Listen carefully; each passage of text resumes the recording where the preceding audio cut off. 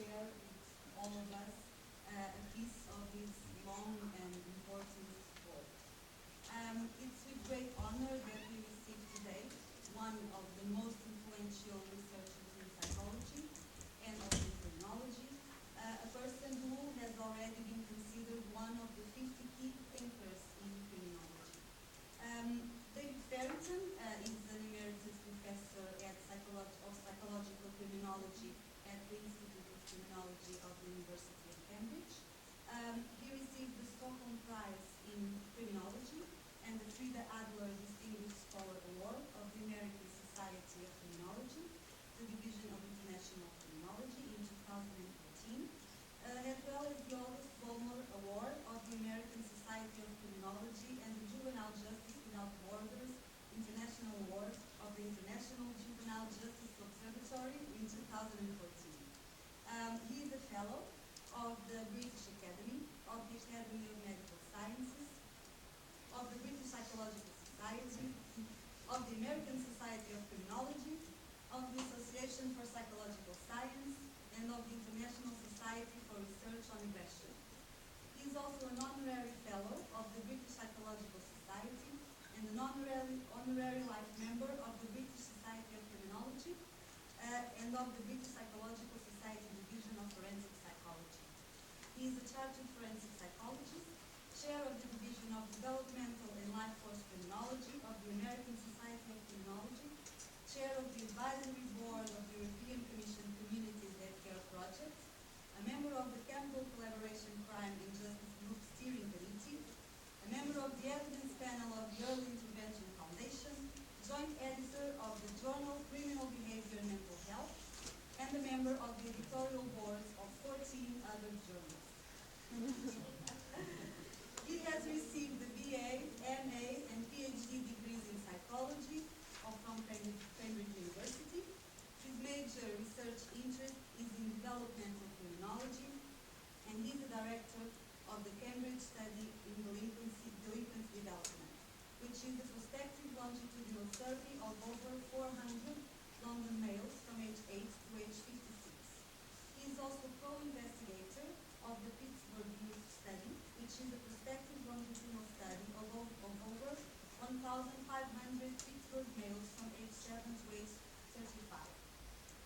In addition to over 660 published journal articles and book chapters on criminological and psychological topics, he has published nearly 100 books, monographs, and government publications.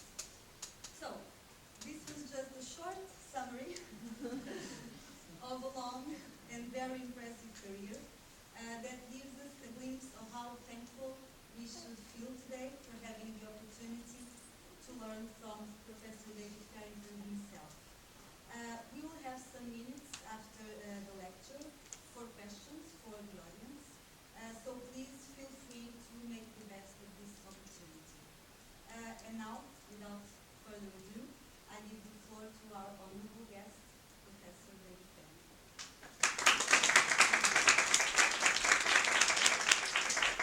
Well, thank you to Christina for a very nice introduction. It's always a pleasure to be here in Lisbon, and this presentation actually is one that I was asked to give for the European Association of Psychology and Law in August.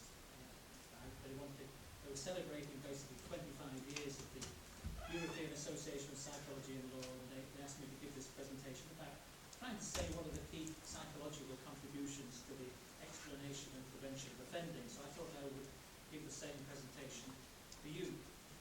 So, first of all, a little bit about what our psychological approach is. Generally, psychologists are particularly interested in focusing on individual and family factors rather than, for example, biological, neighbourhood or community factors. There's very much a focus on behaviour resulting from the interaction between the person and the situation. There's an emphasis on theories that can be tested and falsified, and an emphasis on the scientific method. So with empirical quantitative data, operational definitions of theoretical constructs, valid and reliable measurement, and replication of results, which is very important. There's an emphasis on randomized experiments. I myself did some experiments on stealing, where we gave people opportunities to steal in the street stealing. There's an emphasis on systematic observation. Again, I myself did some systematic observation of shoplifting, where we followed people through stores and observed what they shoplifted. So again, emphasis very much on observation and experiment, the traditional scientific methods. None of these methods are unique, but these are the kind of methods that psychologists generally use.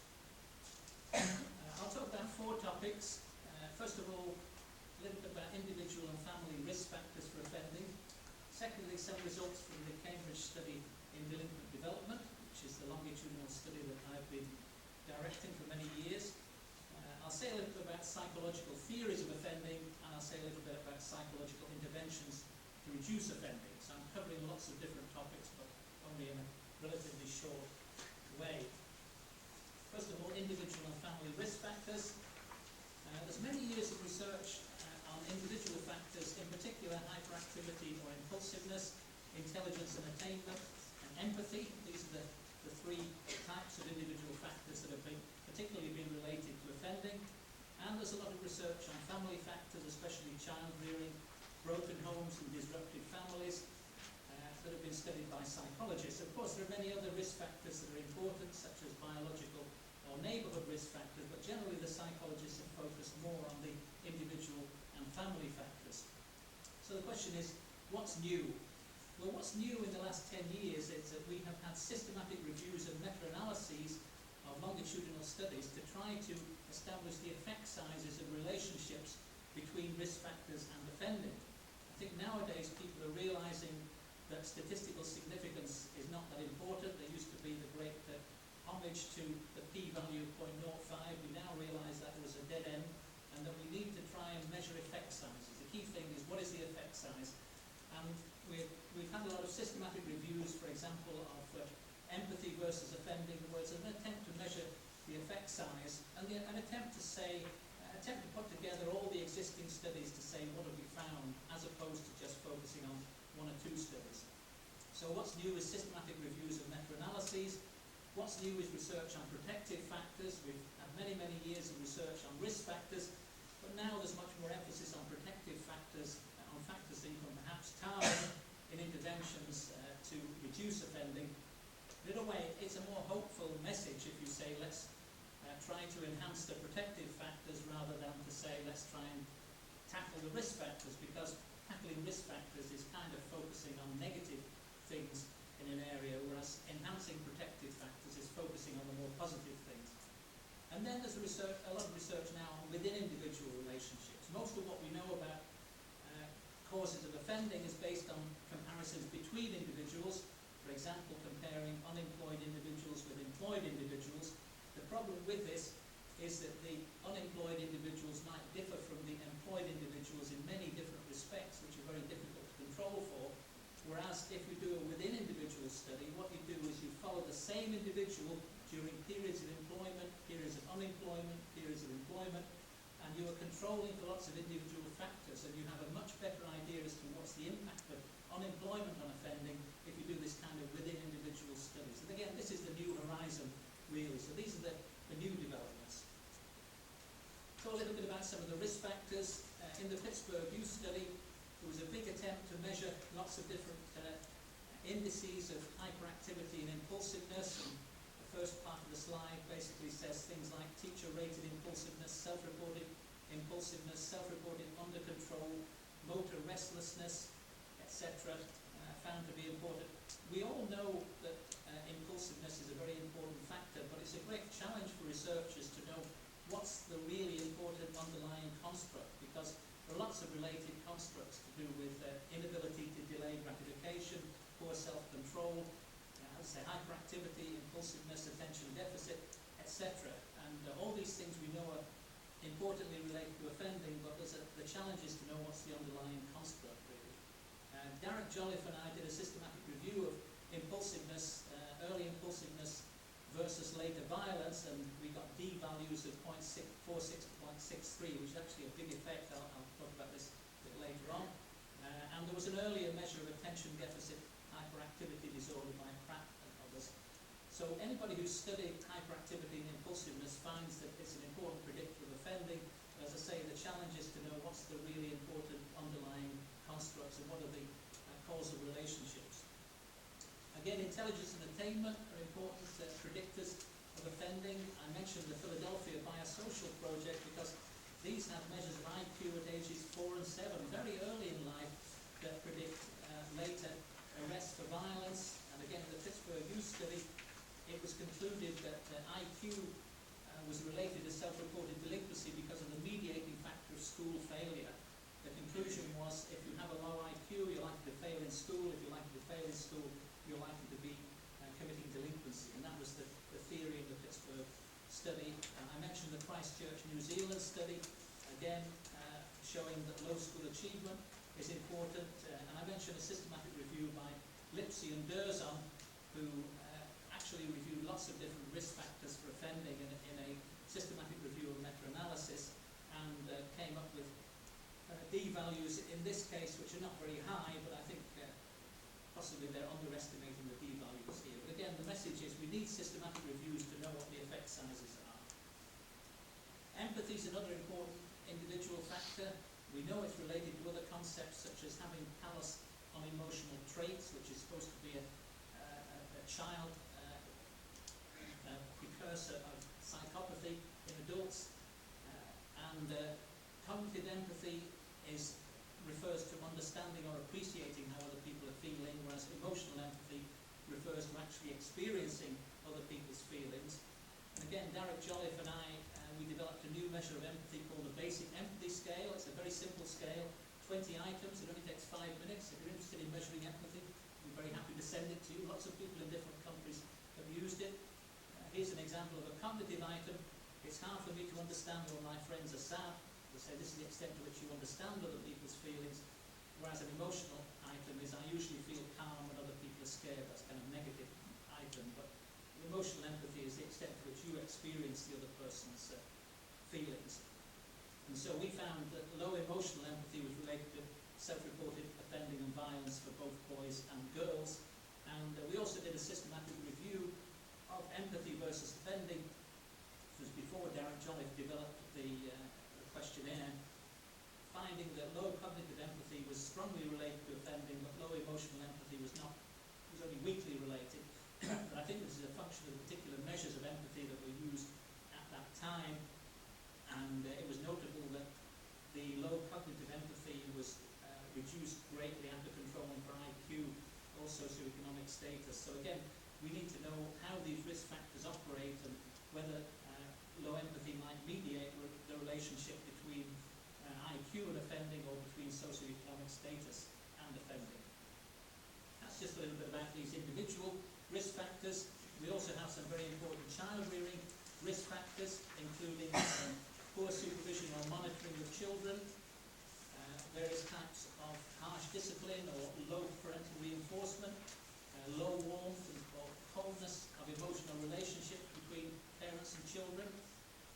And I mentioned a classic Cambridge Somerville study in Boston by Joan McCord, where she found that poor parental supervision in childhood was the best predictor of both violent and property crimes up to age 45. And the next best predictor were things like aggressive, punitive parents or cold, rejecting parents. So we know there's lots of family factors which are important risk factors for offending. Again, Jim Durzon did a meta-analysis of family factors as predictors of criminal or violent behaviour based on longitudinal studies. So he tried to find all studies that have related family factors to offending. He tried to get an effect size in all these studies and come up with a summary effect size. He used the product model correlation as the effect size, and he found things like low parental education, poor parental supervision, poor child rearing skills, parental discord or disharmony, and large family size were important family factors that predicted later offending, whereas weak predictors were having young parents, broken homes, and low socioeconomic status. Again, I thought I'd mention broken homes and disruptive families because that's an important risk factor. In the Newcastle 1,000 family study, this is a follow-up of 1,000 families with children from birth. They found that marital disruption, that is divorce or separation in a boy's first 5 years, predicted his later convictions up to age 32.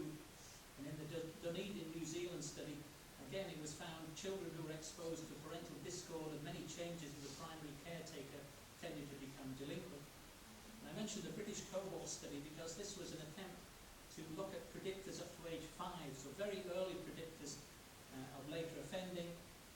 And you'll see having a single mother, having a teenage mother, the mother smoking during pregnancy, losing a biological parent, and a measure of family deprivation were important predictors of self-reported offending at ages 30 and 34. So this shows that even up to age 5 and from birth, it's possible to predict later offending. We know a great deal about the most important risk factors for offending, but we don't know so much about the causal processes. For example, we know that disruptive families or broken homes predict delinquency. We don't really know why, and I've mentioned 3 main theories here. The trauma theories say it's a traumatic event. If you lose a parent, it's a traumatic event. That's the reason why you later become an offender. This theory, which dates back to John Bowlby, suggests that early separations are worse than later ones. The cause of the separation does not matter, so if you lose a parent because of death, it has the same effect as divorce because it's this traumatic event. And Bowlby certainly says separation from the mother had worse effects. Then you have selection theories which say that really the families that separate are worse to start with. So nothing to do with the separation, it's because criminal parents separate more. Or for example, you have a poor relationship with your parents and then they're likely to separate. So the selection theories say it's something else, not the separation. And the life course theories say it's all to do with a series of parental transitions and life stresses over time. Parental conflict before and after is not so much the event of losing a parent, it's rather a whole series of events before and after. We tried to study this in the Cambridge study, which I will mention in a minute. The basic result is that 29% of boys from disrupted families, broken homes, were convicted compared with 18% from intact families. So that's the risk factor effect. The percentage who were convicted was particularly high if the break occurred under age 5. You see 35%. It did matter whether the break was caused by death or disharmony. You see if the break was caused by disharmony, 35% were convicted compared with only 21% by death. So that's very much against the trauma theory. However, in favour of the trauma theory, it was much worse if the mother was lost rather than the father was lost. This had worse effects on the boy. An interesting result was that the boys from intact high conflict families had the same likelihood of being convicted as the boys from disrupted families. So it seemed as though it wasn't so much the disruption as the family circumstances, the family environment here. Again, the more transitions there were from different sorts of family environments, the more the boy moved from one relative to another, for example, the worse that was.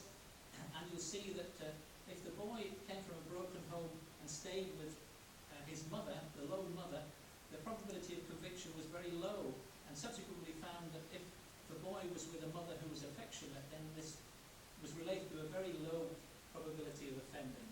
Whereas if the boy was with a stepfather, this was with a higher rate of offending. If the boy stayed with his father, this also had a high rate of offending. This is just shown in this graph. Lone mother-father died, you see, has the lowest probability of conviction. Lone mother-father left is somewhat higher. Lone mother with a stepfather is worse, somewhat worse.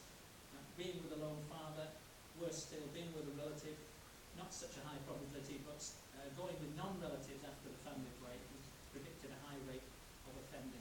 I think this shows really that it's the whole series of circumstances surrounding broken homes that matters, not the break that matters. It's not really in favour of the trauma theory. It's more in favour of the life course ideas. Again, coming back to the fact that risk factors are not necessarily causes, it would be more efficient to target causes in intervention research. We would say that a factor causes offending if changes within individuals in the factor are followed by changes within individuals in offending. Coming back to the example I used of unemployment, if we find that when people are unemployed they commit more offences than when the same people are employed, then that kind of suggests that unemployment is likely to be causing offending, because we're holding constant like these individual family factors. So we really can establish causes best by studying changes within individuals in longitudinal studies. And I did this in the Pittsburgh Youth Study, where we looked in the Pittsburgh Youth Study we have numerous assessments, yearly assessments, and in every yearly assessment we have a measure of the risk factor, and in every yearly assessment we have a measure of offending. So between assessment N and assessment N plus 1, we can say the risk factor changes. For example, parental supervision changes, and then we can investigate whether there's a change in offending either at the same time or between, say, wave N plus 1 and wave N plus 2. So in other words, that the change in the risk factor predicts the change in offending within individuals. So we're doing this entirely, for each individual has a series of his own, his own correlations and predictors here. And what we found in these analyses is that the family factors like parental supervision, parental reinforcement and parental involvement predicted offending within individuals. So for any individual, if he had a change in parental supervision, this was followed by a change in offending. It was a significant predictor. But very startlingly, with peer delinquency, a change in peer delinquency was not followed by a change in delinquency of the individual, and we concluded from that that peer delinquency was not a cause of delinquency, it was an indicator. Because most of the boys, when they committed offences with their friends. So basically peer delinquency was almost an indicator of the boys' delinquency, and the fact that changes in peer delinquency were not followed by changes in the boys' delinquency within individuals suggested very strongly it's not a cause, whereas these family factors are causes. So I think by looking at within individual change over time, we can get a good idea of the causes of offending. Okay, that's enough about risk factors. I'll now talk a bit about the Cambridge Study in Delinquent Development, which is a longitudinal study of 411 London males, who we now call Generation 2, and their parents, who we studied, who we call Generation 1, and their children, who we've been interviewing the last 10 years, who we call Generation 3. So it's a 3-generation study. The original sample, 411 South London males, were chosen because they were all attending 6 schools in a working class area of London, mostly born in 1953, mostly white and of British origin, mostly working class in the sense that their parent, or rather the family breadwinner, usually the father, had a manual job, and mostly from 2-parent families. You see only 6% had no father, only 1% had no mother. This was in the 1960s. So this was very much a traditional British, white, urban, working class sample. We've interviewed these males 9 times up to age 48, so over a 40-year time period we managed to interview 93% of those who were still alive at age 48, so we made a big effort to keep in contact with the boys, with the males, basically because the most difficult people to interview are the most interested in criminological studies. They are the most antisocial, and so we made a big effort to interview the most antisocial people, and indeed, unfortunately, we reinforce their antisociality by paying them more.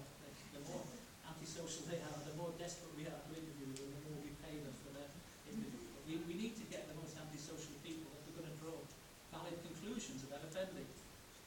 We also had a psychiatric interview at age 48 with the males, where we measured psychopathy, for example, and we have biological, maybe a battery of biological measures, including the resting heart rate or the pulse rate. You can all take your pulse rates. Low resting heart rate is a reliable predictor of violent offending. You have to control for smoking, which increases your heart rate. You have to control for exercise, which decreases your heart rate. But there's many.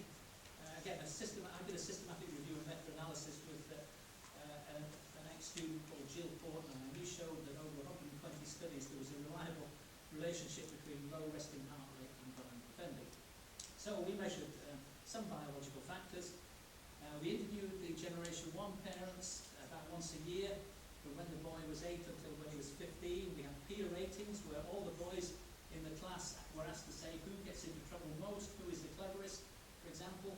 We have teacher ratings of in class of who is restless in class, for example, or who has difficulty paying attention, or who is truanting.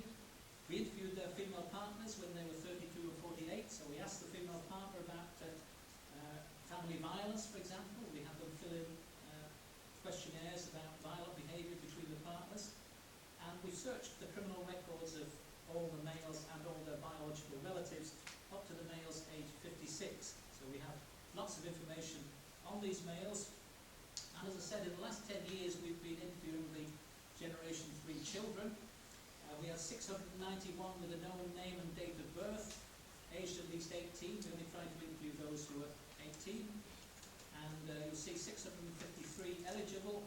We managed to interview 551, that's 84%. Not as many as our own males, but that's because when we go round to contact our own male and ask him about interviewing his children, he says, "Why do you want to interview my child? I'm the one who matters. I'm the one who's been followed up since age 8. So we weren't so successful, but still we managed to get 84% of the children interviewed at an average age of 25. So we have a lot of information about the Generation 3 children. We also searched the criminal records at a median age up to 30. Again, we've managed to search all those who are in England and or the United Kingdom. We can't search those abroad generally, except in America where it's all on the internet, so you can search anybody in America, it's not a problem. And some in Florida, you just look them up on the internet, whether they're convicted, get all the convictions, it's not a problem. But generally in other countries it's difficult to get criminal records, but we can only get it in the United Kingdom and Ireland. So what we were interested in doing was to compare risk factors for our Generation 2 males for offending with risk factors for our Generation 3 males. Because of course if I talk about the original sample, people say, oh well, they were born in 1953, what relevance do they have to today? And so now we've got a Generation 3 where they were born on average in 1981, so a more up-to-date sample. So the question is, will the risk factors for Generation 2 males apply to Generation 3 males? Do we get the same results or different results?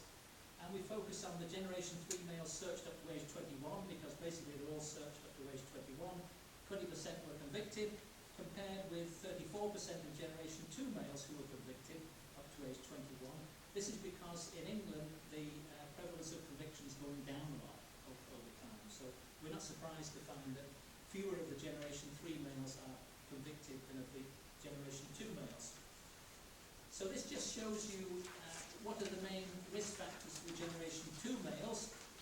And you'll see if you have a convicted Generation 1 father or mother, this is important. This just shows that if you have a convicted Generation 1 father, 61.7% of the Generation 2 males were convicted up to age 21, whereas if you didn't have a convicted Generation 1 father, 26.9% were convicted up to age 21. Odds ratio 4.38, highly significant.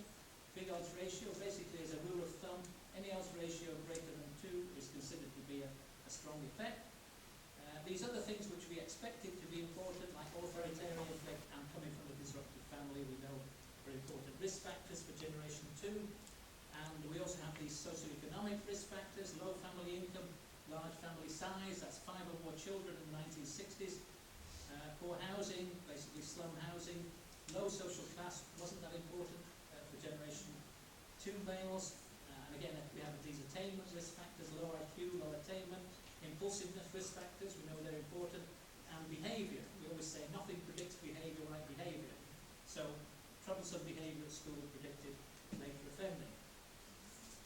And in our multivariate analyses, typically we find that there's variables from 5 categories that predict independently, usually from 5 different categories. So if you look at the results here, having a convicted Generation 1 father, having high daring, low school attainment, coming from a disruptive family, large family size, these are independently important predictors of later offending by the Generation 2 boys.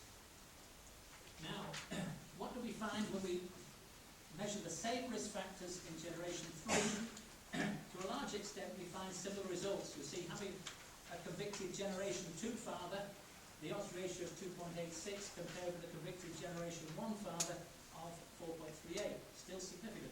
Similarly, convicted mother is important, and these other things are not that important in either in Generation 2 or in Generation 3, except for harsh discipline or physical punishment, which is important both generations. And again, poor supervision is important in both generations. Parental conflict is the major difference. This is because in generation 2, it was very difficult to get divorced. Before the 1970s, divorce was very rare, very difficult in England, and so families who were in great conflict would stay together.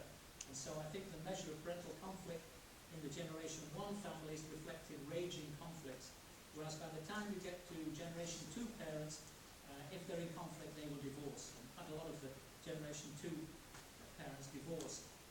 So, but still, coming from a disrupted family is important in both generations. Low family income, large family size, poor housing. Low social class is more important for generation 3. Again, we know why. Because in for the generation 1 parents, those who were in manual jobs such as dockers and printers, they had high wages. So it was quite possible to have a manual job in generation 1 with a high wage. By the time we got to generation 2, those jobs had disappeared. And there was a much higher correlation between having a manual job and having a low wage in the generation 2 parents and in the generation 1 parents. And so we find a link between social class and offending in generation 3, but not in generation 2. And then again, attainment, daring, still important, and troublesomeness. Remarkably, when we correlated the strength of the relationship between risk factors and offending in generation 2 and generation 3, the bottom line result is that the effect size is correlated 0.80, an amazing correlation, which shows us that basically the strongest risk factors in generation 2 are the strongest risk factors in generation 3.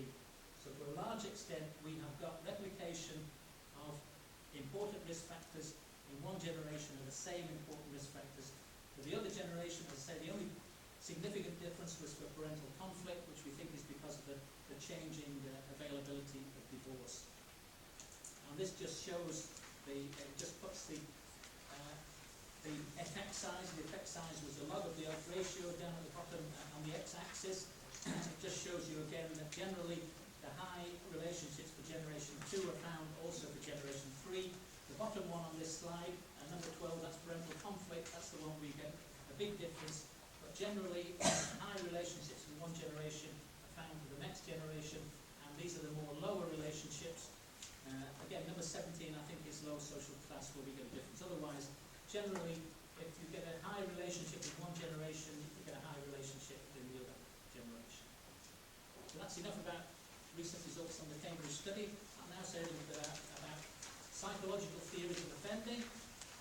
We have classic theories such as attachment theory of John Bowlby, which I already mentioned, personality theory of Hans Eysenck, social learning theory of Jerry Patterson and others, focusing on reinforcement. But we also have quite a few recent theories, in particular the theory by Teddy Moffat on adolescence limited versus life course persistent offenders, and I put forward a theory rather awkwardly called the integrated cognitive antisocial potential theory. And the Moffat theory really says that life course persistent and adolescence limited offenders differ in kind rather than in degree. The life course persistent start early and persist into adulthood, while the adolescent limited start later and finish early. She says the life course persistents are influenced by cognitive deficits and under-controlled temperament, hyperactivity, poor parenting, poverty, teenage parents, disrupted families, etc. She basically says all the classic risk factors really are characteristic of the life course persistence. So she's saying it's the life course persistence which really generate all the results that we commonly see in criminology. And she says the adolescent's limited because of maturity gap. Basically, they want to do adult things, but they can't do them. They want to drive cars, but they're not old enough, so they steal cars, for example. And peer influence she focuses on. And she says that the continuity over time is largely driven by the life course persistence. The adolescent limiteds give up when they can enter legitimate adult roles. So when they can get money, status, sex, everything else legitimately, they don't have to get it illegitimately. So as they get older, they give up. And she says the life course persistents are influenced by utilitarian motives, whereas the adolescent limiteds are influenced by teenage boredom and excitement. They're searching for excitement. And adult life events are not important, she says, because the life course persistents are committed to an antisocial lifestyle, and the adolescent limiteds desist naturally as they age into adult says the life course participants are fairly stable up to midlife and they're versatile offenders, whereas the adolescent limiteds are more specialised in vandalism, public order offending, substance use and running away and theft. And she says the age crime peak is caused by the adolescent limiteds joining in. So when you see a peak in the teenage years, it's driven by the adolescent limiteds who then give up in the early 20s. She also says there's no true adult onset offenders. She says anybody who starts in adulthood really had committed offences before they haven't been caught. That's her theory. This theory has been extensively tested, and Moffat herself in 2006 published an impressive review of 10 years of research on her theory, and she revised it to some extent. She said we needed additional categories of individuals, abstainers, she said low-level chronics, she also suggested, and adult onset offenders. She decided that there might be a need for these as well. So the theory then became a bit more complicated from being a nice, simple theory. And I mentioned here two studies that I did with colleagues, with Tara McGee. We looked at official adult onset offenders, and we looked at their self-reported offending during their teenage years. We found that only 1/3 of the official adult onset offenders really had been serious self-reported delinquents of the sort who would be caught during their teenage years. So we thought 2/3 were actually starting afresh as genuine adult onset offenders. And with Georgia Zara, we showed that the adult onset offenders were disproportionately boys who had been nervous and withdrawn in childhood with few friends and who were sexual virgins. So it seemed as though they were cocooned by their family during their teenage years. That's why they didn't offend. They were rather inhibited, nervous boys. But once they had to leave their family in the 20s, they couldn't cope with the outside world, and then they got into offending. So it was a cocooning theory there. And moving on, just to mention my theory, it's trying to explain offending by lower class males. The key construct is antisocial potential, which suggests is relatively stable over time.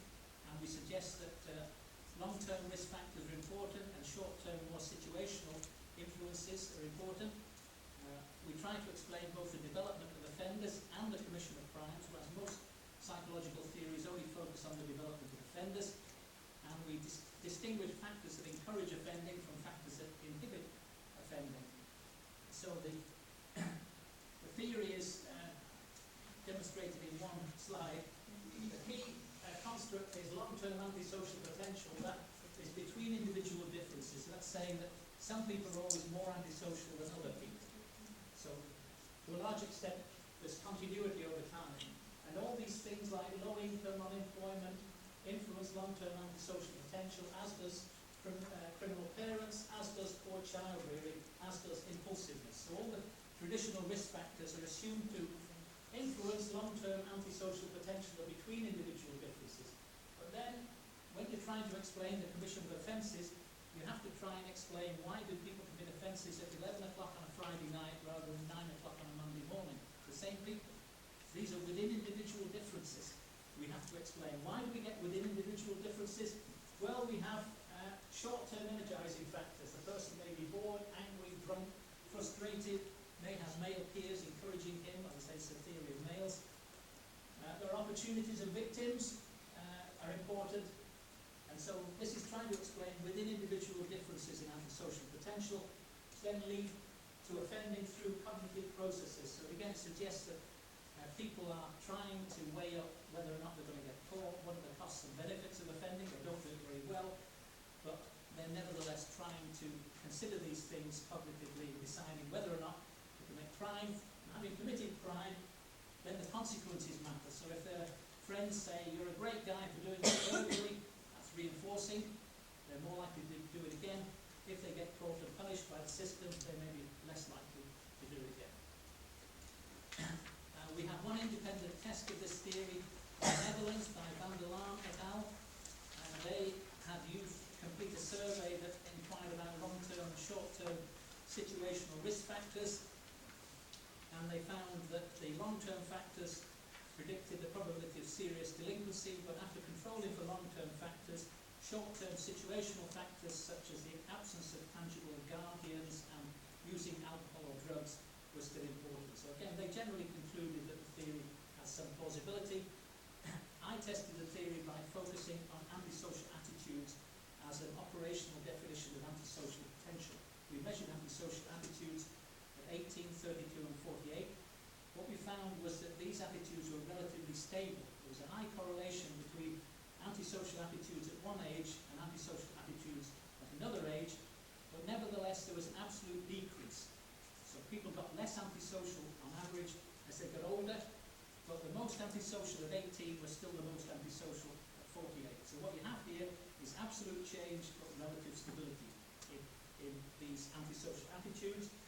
They were related to convictions. They actually predicted convictions. And when we looked at the independent predictors of antisocial attitudes, we found familiar risk factors such as large family size, low junior school attainment, poor parental supervision, high daring and low popularity. But the big surprise was that having a convicted parent, which was the strongest predictor of convictions, didn't particularly predict antisocial attitudes. And we interpreted that by saying maybe the link between convicted parents and the boy's delinquency is driven by labelling, possibly driven by bias. Because if the police know that the boy comes from a criminal family, they may be much more likely, given any level of antisocial attitudes, to pick him up and take him to court. So we thought possibly here, as I said, a surprising result that having a convicted parent not much related to antisocial attitudes, we think therefore perhaps it's related to delinquency because of biasing effects. But anyway, this was an attempt to test the theory. So finally, final topic, what do we know about psychological interventions to reduce offending? I thought I'd mention some effective programs, home visiting programs of David Oles, preschool program based on Larry Schweinhardt, parent training of Matt Sanders from Australia, skills training, child skills training by Lena Orji-Mary, which I've worked on quite a bit, and school-based programs, anti-bullying programs of Christina Sandy Valley, and also multi-systemic therapy, which is a kind of a combination of many of these things. Again, what's new? What's new really is that we have quite a few randomized experiments on these programs. We now have a number of long-term follow-ups because it's very important to know whether the effects of a program will persist over time or will wear off. We also have systematic reviews and meta-analyses now of quite a number of these programs to tell us whether several evaluations come up with the same result or whether we get different results. And the other thing which I will talk about is we now have a lot of cost-benefit analyses. And just to tell you about my conclusion, I found in talking to government ministers, the most powerful argument with them is to talk about cost-benefit analysis. If you talk to them about effect sizes, they don't understand them. If I say to a government minister, if you invest £1 in this program, you'll save £5. They understand it. They understand money because we all have to deal with money. And so they say, okay, let's do it. So actually, I think cost-benefit analysis has become more and more important, and we're doing more and more of it in evaluating these programs. And as I say, this is the way to get the programs implemented by the government ministers. So just briefly, David Oles' Nurse-Family Partnership Program.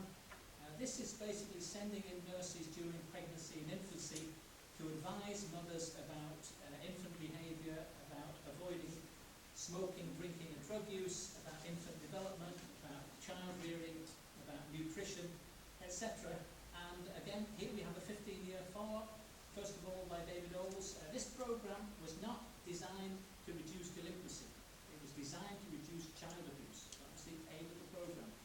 But when we had a long-term follow-up, it was found it had benefits in reducing the offending of the children. I think it's very important to follow up for a long period to find out these sorts of effects. And the latest follow-up by Eckenrode, which was up to age 19, found that the effects were bigger with the girls than with the boys, so that the effects seemed to be particularly beneficial for girls in reducing offending. And again, we have a systematic review by Bullock et al. So what we have here, we have a randomized trial, we have a long-term follow-up, we have effects on offending, and we have a systematic review to see whether this program implemented in different settings is still effective, and the answer is it is. Then Larry Schweinhardt, the Preschool program. This has been very influential. It's only based on 120 children. The experimental children get the preschool program, plus weekly home visits. The program was called a Plan, Do, Review program. Again, I visited most of these programs, including Larry Schweinhardt's program. And what they do is they have the children at 9 o'clock in the morning. So I said it's a preschool program, and the children plan what they're going to do during the day. Then they do it, and then as 3 o'clock's approaching, then they review what they've done. The program is really trying to develop the thinking skills of the children. It's a plan, do, review program with children aged 3 and 4. Again, it was designed to improve school achievement, but again, long-term follow-ups show it had beneficial effects on offending. It wasn't originally designed to influence offending, but when you have a long-term follow-up, we find it has an effect on offending. And again, this was the first program really which did a cost-benefit analysis which turned out to be very influential. You'll see here, they, up to age 27, they calculated the benefits per child to be $88,000 per child, the cost per child to be $12,000, therefore they concluded $7 was saved for every dollar invested. This had a major impact. As I say, this was really the first time that we've had this sort of a cost-benefit analysis with an early intervention program, and this really galvanized governments in many different countries to implement high-quality preschool programs. Certainly in England, it had a big effect. So again, shows the impact of a long-term follow-up, a randomized trial, and a cost-benefit analysis. Matt Sanders in Brisbane says it's called the Triple P Positive Parenting Program. You can do this in the media, or you can target high-risk children or clinic samples. Matt Sanders did a program that was called Driving Mum and Dad Mad. It was the name of the TV program. It went through several episodes.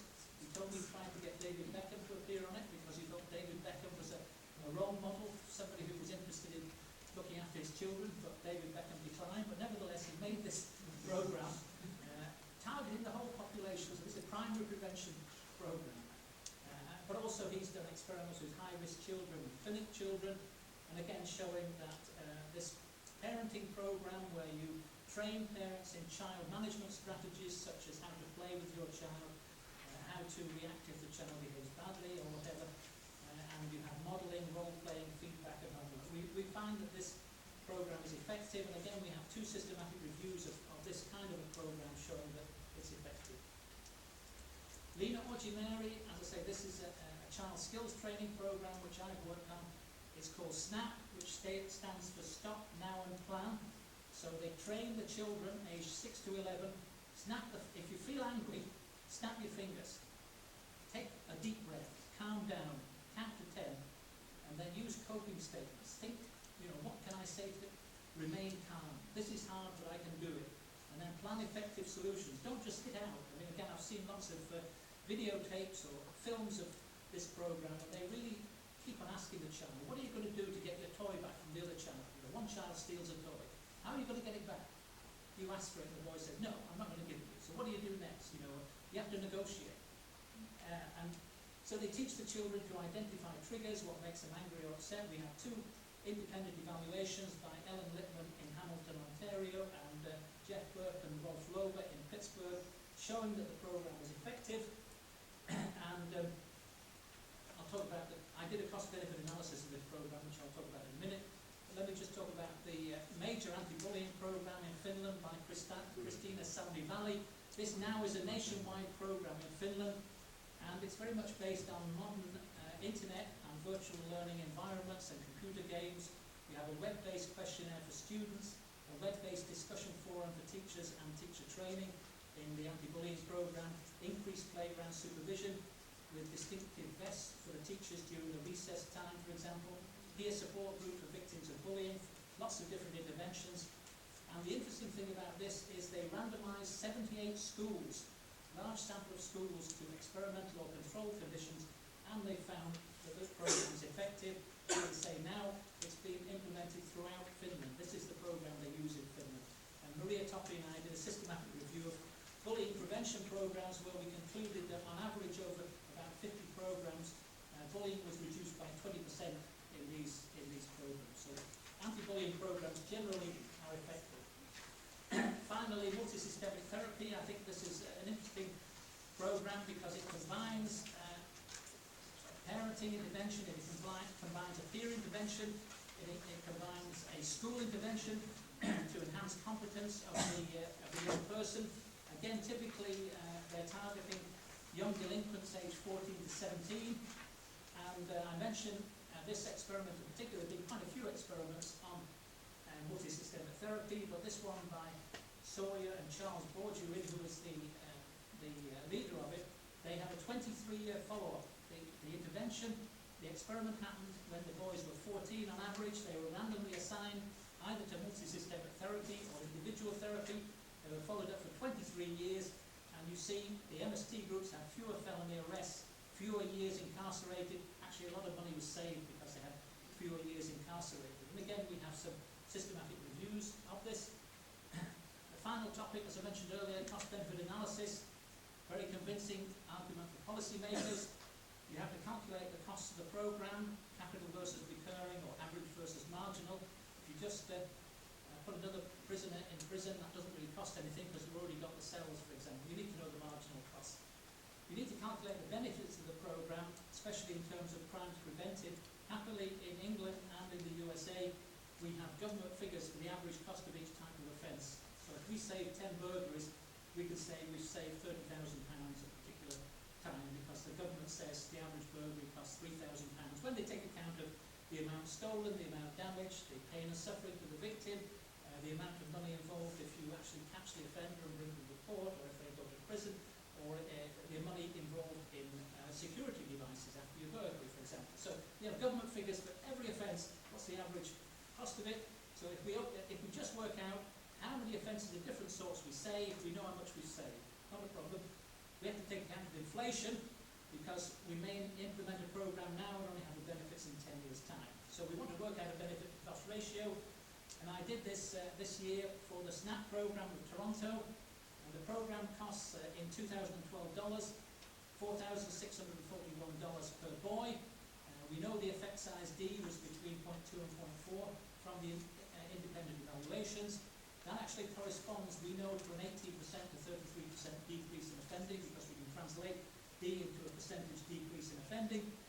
We know from our research the types of offences all these boys are committing, so we know how many different sorts of offences we're saving for each boy. And on average, we're saving 1.25 to 2.29 convictions per boy between ages 12 and 20.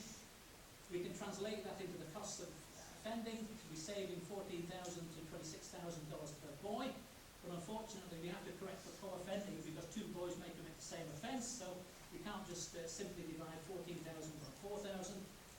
And anyway, we come out with a benefit to cost ratio somewhere between 2 to 1 and 3.75. So for every dollar we spend, based on convictions, we save between $2 and $3.75. However, we also know that convictions are only the tip of the iceberg of offending. We know there are on average something like 8 self-reported offences per conviction, and when we scale up the self-reported offending, then we can say, the benefit to cost ratio is not 2 to 1, it's 17 to 1. And so, again, we have a powerful argument with our ministers to say you should invest in this program. And I think they are going to. For many years, I would meet with ministers in Ottawa, in Canada, and meet with the ministers of public safety, and they would say, we're convinced by what you say, but the Prime Minister is Stephen Harper and he wants more people in prison, so we can't do anything. However, they had a general election in October where Stephen Harper was overthrown. We now have a new Liberal government in Canada, headed by Justin Trudeau. They're now going to spend a load of money on crime prevention, early prevention, allegedly. So we'll find out. So finally, Steve Oz in Washington State has got the model for every country, I think. He worked out the costs and benefits of all the programs in Washington State. So, for example, for the David Oles program, he calculated the benefit to cost ratio 2.4 to 1. For preschool programs, 3 to 1. Functional family therapy, I didn't mention, but it's an important intervention, 10 to 1. Treatment foster care, about 5 to 1. Multi-systemic therapy, 4 to 1. And Steve Oz recommended the Washington State legislature to invest in these programs, and they indeed did it, and they saved money on prisons. So in fact, they reduced the prison population in Washington State, they saved money, and they reduced crime as a result of implementing these kind of early intervention programs. So finally, some research implications. We need more longitudinal studies in every country, including Portugal. But we need more experimental evaluations. We need to study protective factors, which I didn't have time to talk about in any detail, and moderating and mediating factors, and independent, interactive, and sequential factors. We need to study effects of changes within individuals, We need to compare and contrast two or more theories typically. We need long-term follow-ups of our intervention experiments. We need systematic reviews of risk and protective factors as well as of interventions, and we need more benefit to cost ratios, and we need to see to what extent results are replicable in different countries. Again, I did compare the Cambridge study in London with the Pittsburgh study. We found considerable agreement in the strongest risk factors in the Cambridge study in the 1960s and the Pittsburgh study in the 1980s. So I think generally risk factors are pretty replicable. Policy implications, we know many psychological interventions are effective. We know we need more research on the active ingredients, particularly for a complicated intervention like multisystemic therapy. We don't really know, we know it's effective overall, but we don't really know what's the active ingredients. We now need a national strategy of early intervention in all countries, I think. We need to target protective factors as well as risk factors. We need to measure effectiveness rigorously in randomized experiments.